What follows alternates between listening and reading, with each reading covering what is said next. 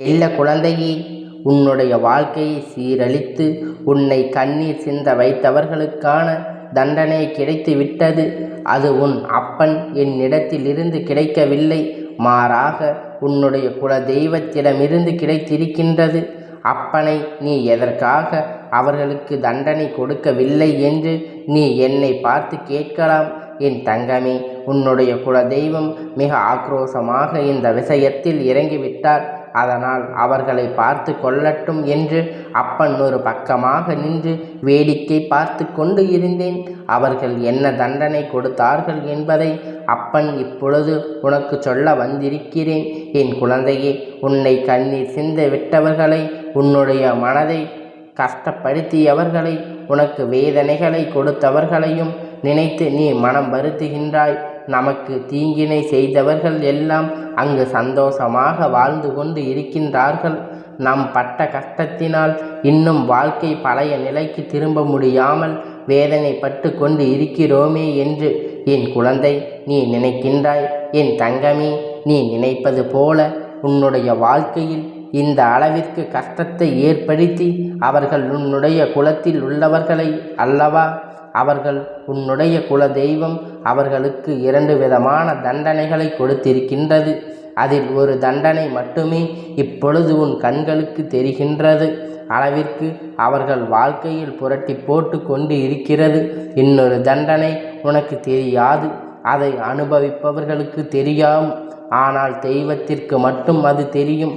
அந்த உண்மை இப்பொழுது உனக்கு நான் சொல்ல வந்திருக்கிறேன்.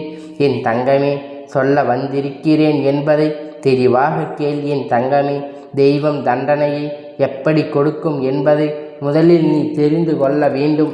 என் குழந்தையே, உன் வாழ்க்கையில் இந்த தெய்வம் இடம் பெற்றிருக்கின்ற அளவிற்கு வேறு யாரும் இடம் பெறவில்லை. தெய்வம் எல்லாம் விஷயத்திலும் உடனடியாக செய்து விடாது என்று நினைத்து கொண்டிருப்பது தவறான விஷயம்தானே. என் தங்கமே, எல்லாவற்றிற்கும் அனுபவம் கிடைத்து விட்ட பிறகுதானே உனக்கானது உன் கையில் வந்து சேரும்.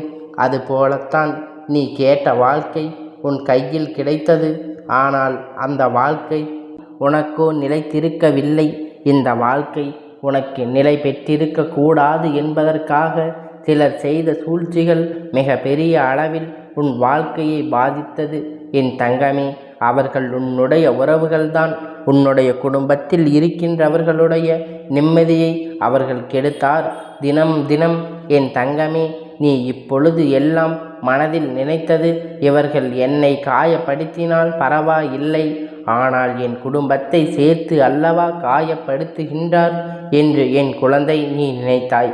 என் தங்கமே, ஒரு நாள் உன் வாழ்க்கையில் ஏற்பட்ட மன கஷ்டத்தினால் நீ இந்த வாழ்க்கையை வேண்டாம் என்று நினைத்தாய். அவர்கள் உன்னோடு இருந்து கொண்டே சில நாட்கள் நல்லபடியாக பேசிக்கொண்டு உன்னுடைய வாழ்க்கையை சுற்றி என்ன நடக்கிறது என்பதை தெரிந்து கொண்டு அதன் பிறகு உன் வாழ்க்கையை கெடுக்க தொடங்கினார்கள். ஒரு நாளும் ஒவ்வொரு விதமான பேச்சுக்களை அவர்கள் பேசிக்கொண்டு அதை கேட்டால் அது அப்படியே நம்புகின்ற அளவிற்கு தான் இருக்கும்.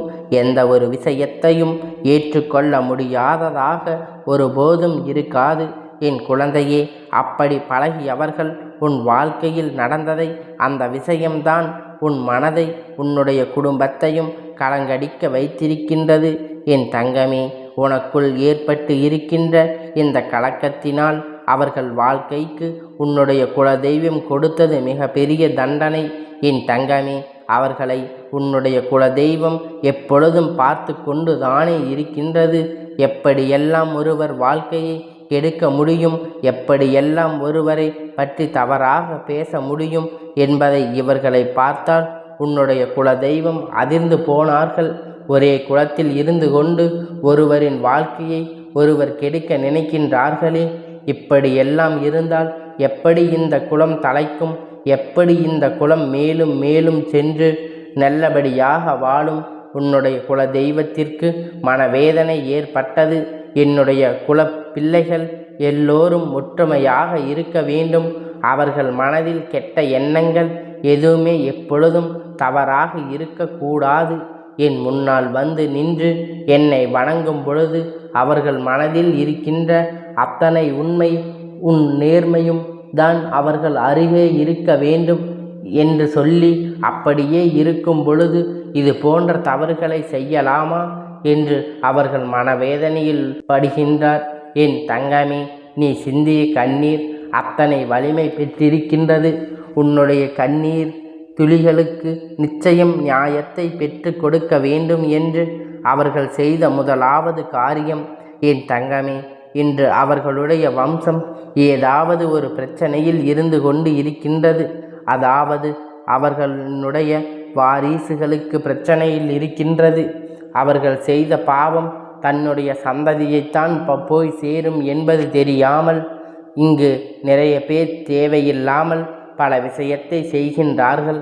மற்றவர்களுக்கு கஷ்டங்களை கொடுத்தால் அது நம்மை வந்து சேரும் என்று அவர்கள் ஒருபோதும் நினைக்கவில்லை. இப்பொழுது அவர்களுடைய வாரிசுகள் வேதனைப்பட்டு கொண்டு இருக்கின்றார்கள். அதாவது அவரின் வாரிசுக்கு ஒன்று வேலையில்லாமல் இருக்கலாம், அல்லது திருமணம் நடைபெறாமல் இருக்கலாம், அவரிடத்தில் ஏதாவது ஒரு குறைபாடுகள் இருக்கலாம். இப்படி இருந்து கொண்டு இருக்கின்றது. இது ஒரு தண்டனை என்றால் அடுத்த தண்டனை என்ன தெரியுமா? உனக்கு தெரியாது, எனக்கு தெரியாது என்று சொல்கின்ற அளவிற்கு கிடைத்திருக்கின்றது. அந்த தண்டனை தான் உன்னுடைய குல தெய்வம் இனி அவர்களுக்கு என்னுடைய சன்னதிக்கு வந்து நின்று என்னை வழங்கும் பொழுது என்னிடத்தில் என்ன வேண்டுதல்கள் வைத்தாலும் அதை நான் செவி கொடுத்து கேட்கப் போவது இல்லை என்று சொல்லி இருக்கின்றேன். இனி என் முன்னால் அவர்கள் வந்து நின்றால் நான் அவர்களை ஒரு பொருட்டாக கூட மதிக்க மாட்டேன்.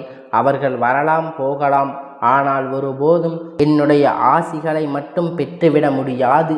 இப்படி இருக்கின்ற சூழ்நிலையில்தான் இனி அவர்கள் என் முன்னால் வர முடியும்.